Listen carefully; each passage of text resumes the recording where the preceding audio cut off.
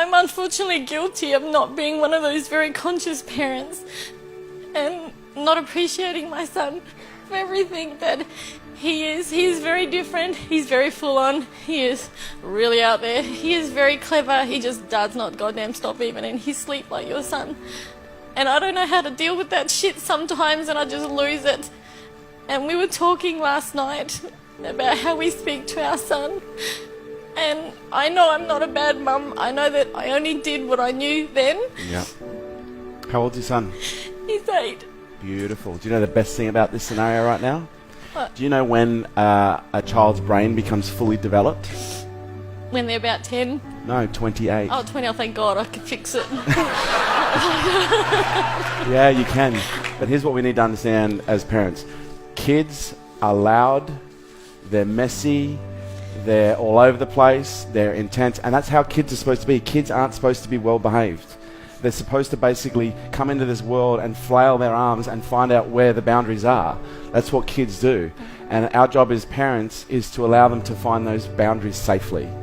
And sometimes it's hard because what kids do is they come into this world and they behave in ways that press our buttons because we see so much of ourselves, in those children. What our kids need more than anything else is they need to learn how to regulate. Most of you who don't know how to regulate is because your parents never demonstrated it to you. Because when a child is having a meltdown, what do most parents typically say? Stop it. Just stop it. For God's sake, stop it. Go to your room. I'm sick of hearing you carrying on. Whereas what a child needs in those moments is a nice, calm parent in the midst of a shitstorm is just to get down on one knee and grab them and bring them in and just hold them and say, it's going to be okay. Just breathe. Just breathe. A child can feel the quality of your presence. And if you're just being with a child, but you're not present with a child, they will literally behave in all sorts of abstract ways because all they want is to feel your presence. Because every time you get pissed off, they may not get the form of presence that they want, but they get the energy. They get the connection. It might be a fit of rage, it creates more pain, but there's a part of them that goes, finally, I'm connected.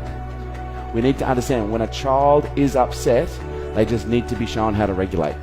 And you've got another 20 years to work it out.